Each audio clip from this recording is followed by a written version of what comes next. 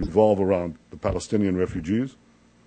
Israel absorbs and has absorbed the Jewish refugees from the 1948 war and from other parts of the world. The Palestinians accept the Palestinian refugees, the Palestinian state. But equally, there are no demands, no irredentist demands of the Israel's Arab citizens. Their rights are fully guaranteed as individual rights, full civic equality in Israel, as is the case. And there are no demands for another separate state in the Galilee or in the Negev or autonomous regions. In other words, this issue is resolved here and now. Sadat, the late Egyptian president, said when he came to Jerusalem, he said, no more war, no more bloodshed. And what we expect President Mahmoud Abbas to say is no more conflict, no more claims, no more demands. Israelis are prepared to go a very long way, and I'm prepared to lead them, a very long way to make peace.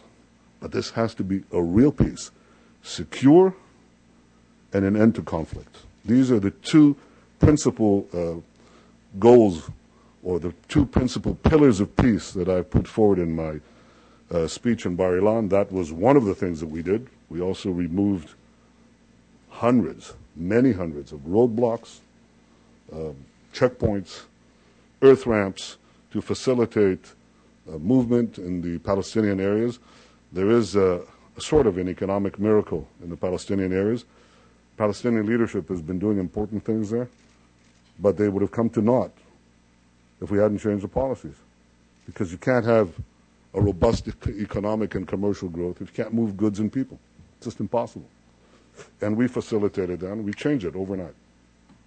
Not as a substitute for political peace, but as a facilitator. The economic peace that I've spoken about that has come to pass is a very good supporter of a political peace.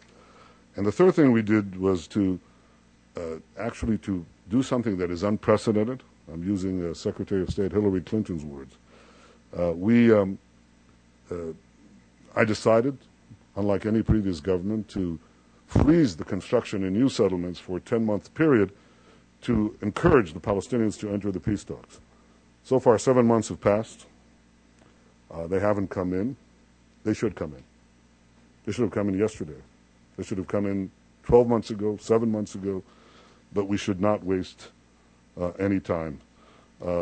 While we did this, Palestinians advanced the Goldstone report and the ICC. They tried to prevent, unsuccessfully, I'm happy to say, our entry into the OECD. It's a very great salutation to Israel, that despite these and other political pressures, it was accepted into the club, the big club. We still have to get to the G20. That'll take some time.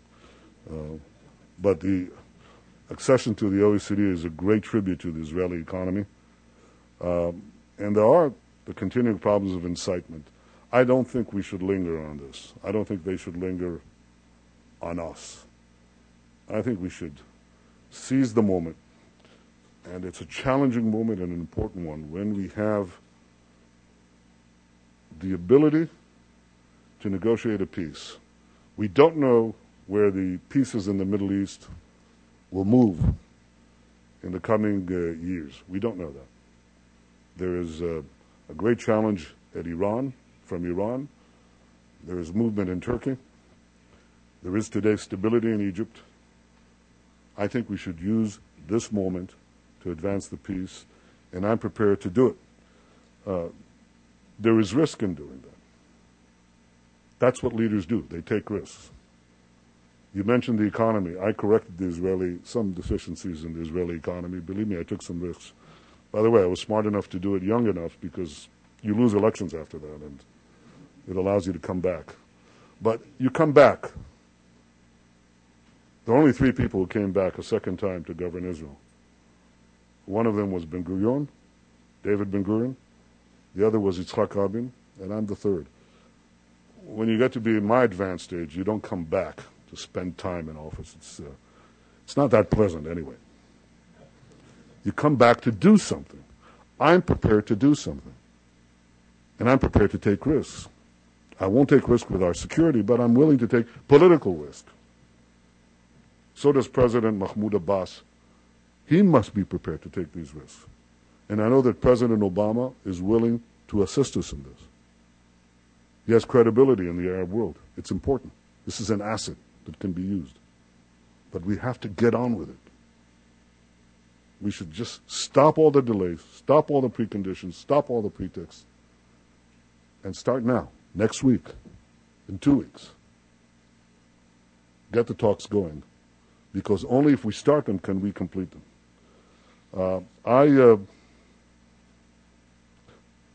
I think people talk about a bottom-up process that we talked about, the economy, and the top-down, a top-down political process. In my view, the top-down part of that equation can only be handled from the very top.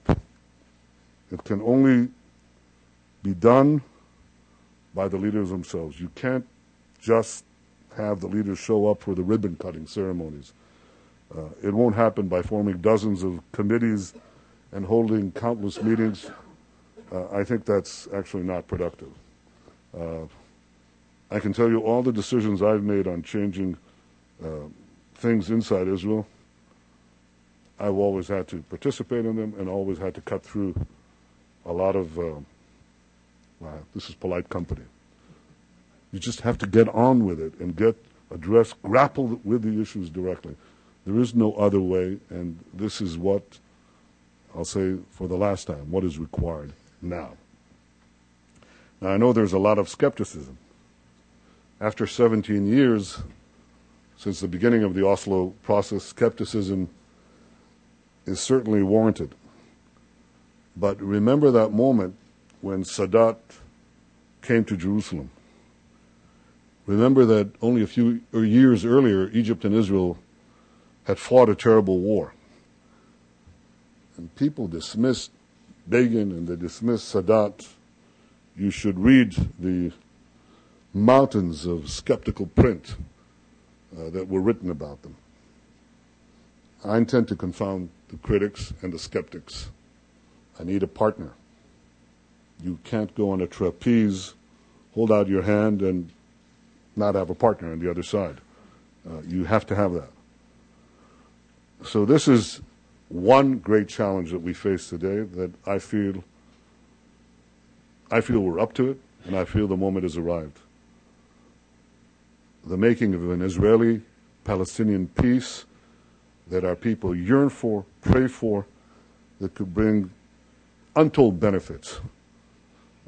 You're already seeing part of that before we have a formal peace in the West Bank, and you can posit a lot of things that can happen in the region. Israel is a great economic engine, a fount of creativity. It's probably the most innovative.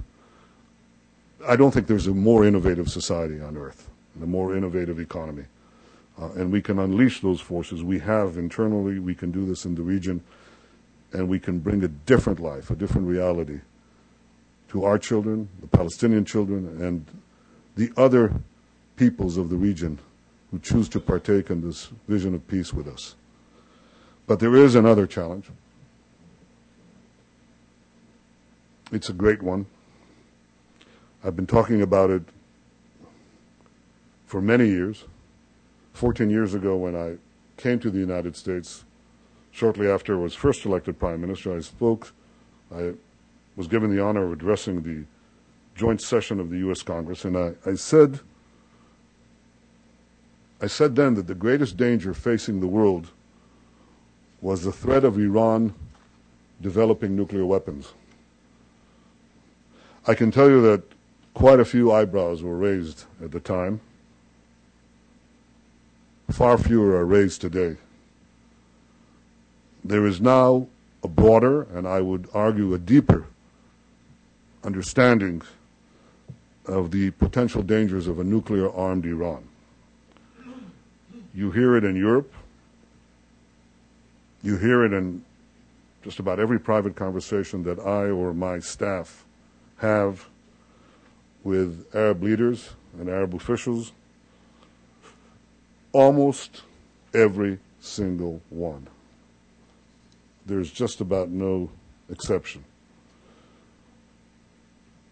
All of these leaders understand that Iran is not merely a threat to Israel, a nuclear-armed Iran. They understand that if the world's greatest sponsor of terror gets the world's most dangerous weapon, it is a threat to the region and a threat to the entire world. Now, the problem in historical circumstances is translating understanding into action. Actually, the problem in many catastrophic